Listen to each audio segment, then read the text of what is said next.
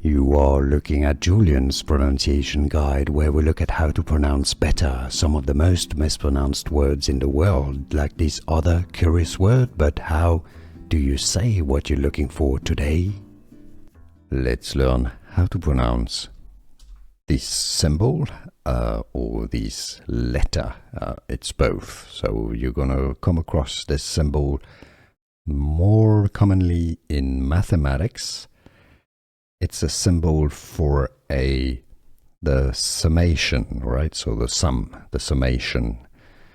So you can either say it as summation, okay, if you use it in mathematics, but it's also the Greek letter for sigma. Okay, so that's sigma or sum or summation.